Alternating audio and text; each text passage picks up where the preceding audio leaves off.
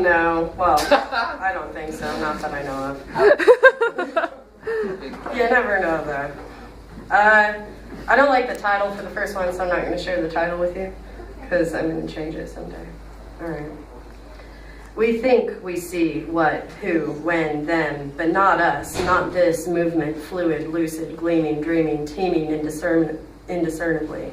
And yet we have the nerve to reserve or swerve, definitions in diction, fiction, just itching, fixing to depart while lexicons start in and out and up and down without our doubt in our minds and our words and minds, finding metaphors to bind and blind with illusion, delusion, all relative terms in this swarming frenzy of prancing light, its color, prancing, its flavor, lancing. Life is fever, motion's endeavor, so just keep moving, grooving, smoothing over the wrinkles and sinkholes, think slow and let go, live bold and let flow so the ink never dries. So that's better when I, read it recently and not years ago. Okay, now for something totally different. This one's called This Poison. Have you ever woke up hating yourself?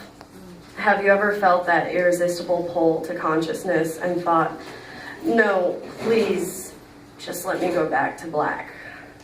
These days, it's always rage that wakes me, wickedly reminds me of all the mundane chores that need doing, and that, even though they're pointless, they still need done.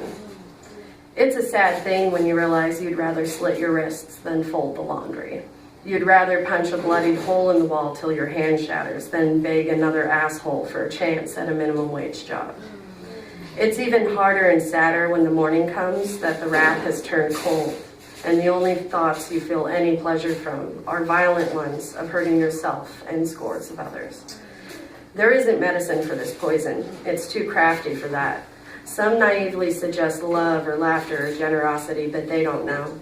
They don't know how clever the anger is, how it will hide in the outlines of those moments waiting to bite. Do you ever hear the sound of your own voice, taste the words you're saying, and think, oh, please just shut the fuck up? But you never do, even though every single hateful thing you're saying is choking you too. This rage is cunning. It knows my mind better than I do. When I devote myself to humor, compassion, and loyalty, the anger always whispers to me, this is why it speaks, that my triumphs are failures as much as everything else. It reassures me, humor is always spawned from the dark, sad edges of the world. Love is just as selfish as hate is, if not much more so. Generosity rarely receives genuine gratitude for any effort made, and those who are apathetic and hateful are much better defended than you. Sorry, I just wanted to pick up the feel in the room. So this next poem is called Dew in the Morning Sun, and I'm not going to explain every line, but I will just say that it's dew as in D-U-E, morning has a U, and sun is S-O-N. I'm not going to explain every instance of that in this poem. Okay, here we go. The static on the screen rages like rain, just like the rain, and then I feel lonely. I saw a man on the edge of a carport the other day. He had a cigarette in his mouth he hadn't yet lit because the skies above him were contemplating madness. He wasn't too concerned. He regarded them with not much more than vague curiosity as he put his hand up to his brow and looked upon the heavens as though he hadn't really noticed them before. And the man and the static and the rain, they were all the same to me. Just looking at them makes me cringe in nervous isolation. But they don't seem to notice the solemn confines of separation they breed. They are wholly indifferent. Flower petals dance like snow in the spring, one strong burst of air and they swirl in a pink blizzard to the ground. I've seen this happen during a hailstorm. It was a dance that made me appreciate the inanimate's fine taste in music and ballet.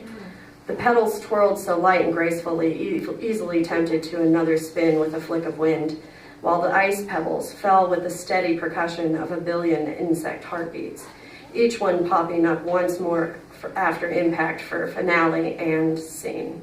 I'd almost forgotten. In mourning, I often squint in denial.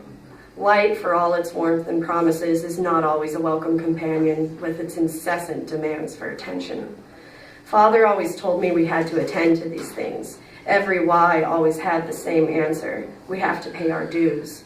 To him, grief was a divine duty. In that sense, his funeral was sublime. I met a boy once. He had fine, soft hair and eyes like hunter's traps. They always broke me in half. And that smile of his, how my heart twisted with its curves. Sometimes he caught me looking at him, and with a knowing grin would blow me a kiss. I swear I felt its breeze find my skin beneath my stubble. It turned me up like a thermostat, and suddenly I was bashful with heat. I was a pale shade of empty before that boy transformed me into a prism. There isn't much to be said for the colors of this world. It's always a story of you just had to be there. That's the magic of it. When you're not looking, it's all gray, masked, and hidden. But if you dare to steal your peak and sharpen it to a fine point, the wonders you'll see cannot be described, only held. That's not to say we shouldn't try. It's then you'll see, even in gray, the world is bright with color, and whatever meaning you paint on it. But sometimes we need someone else to do the painting and make us realize we're all art as well as artists. That's basically what all funerals and birthdays are for. Okay, last one. This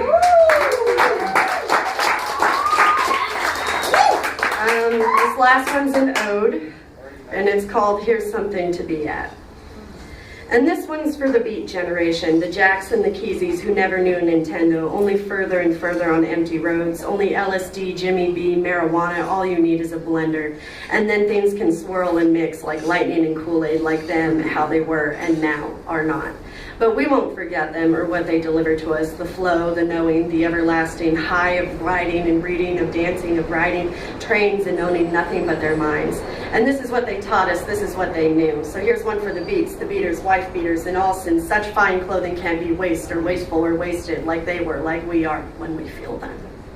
Woo!